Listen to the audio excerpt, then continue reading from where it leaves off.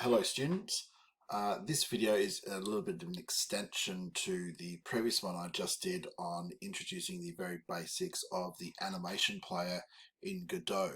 In that video we converted our coin scene so that we had an animation that would make the coin sort of bounce up into the air when it was collected. So it would run an animation. If you look at the coin up here while I scroll through this, it would take the animation and it would basically move the sprite up to a predefined point, and that would be the end of the animation.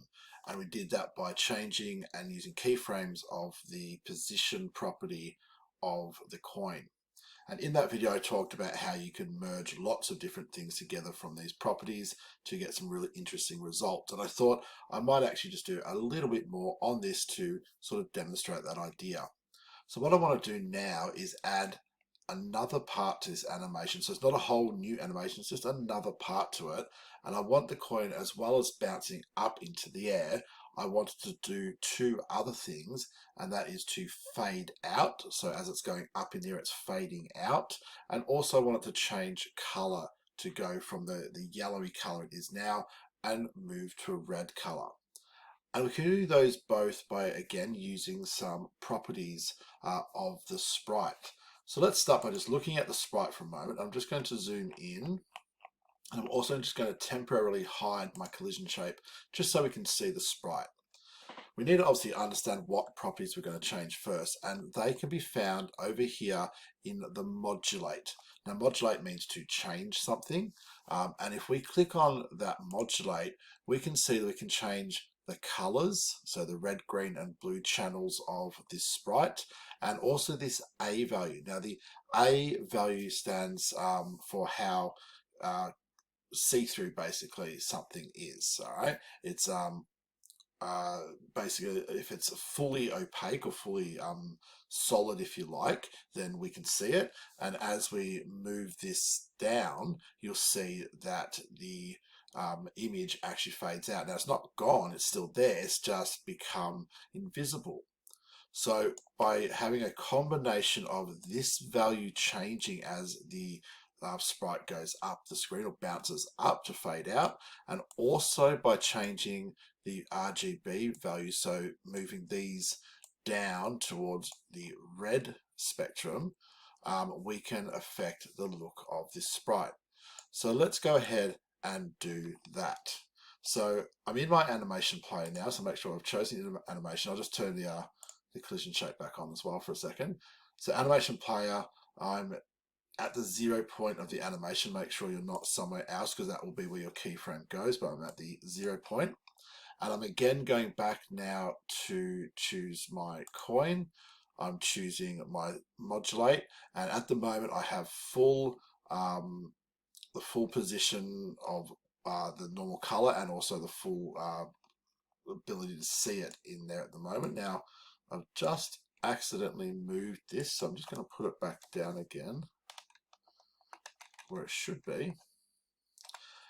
So at this point with the coin sprite, I want to add a keyframe for that in as well. All right, so now I've got another keyframe, still part of the same collect animation, but I've now got a modulate keyframe at this point where it looks normal. I'm going to go to the end of the animation where it's now at the top point, and I'm now going to again change these values. So I want it to be completely transparent now, and I also want it to be completely red, so I'm turning down the green and the blue values. Okay, and I'm going to put a keyframe in at that point. And now if we scroll through our animation, you can see it goes from what looks normal. As it starts to move up, okay, the color is changing to a bit more red, and it's also fading out as it goes to the point where it gets to the top of the animation, and technically it's red, but it's also now completely see-through. So what does that look like in our game? Let's have a look. So we've now got, oops, and you might recognize why that's happened, because of course when I left this scene, it technically was at that point of the animation where it's faded out. So I need to actually go back in and make sure that before I go any further, that my animation is back to the beginning. I need to make sure I save that scene at that point. Okay, and now I need to run the game. Otherwise, technically all my coins or diamonds had actually faded out.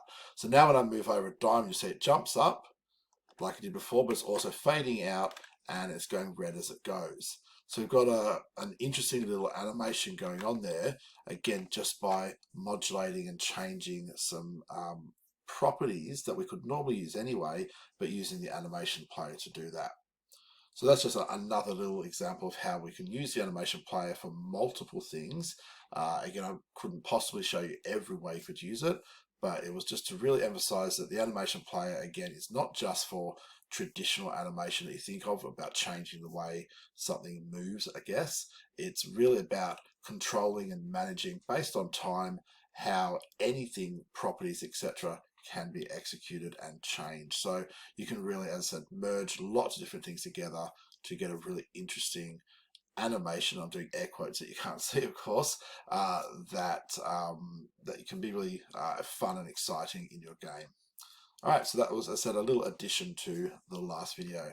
As always, if you're in my classes, feel free to ask for some assistance, and otherwise, I hope this has helped you in some way.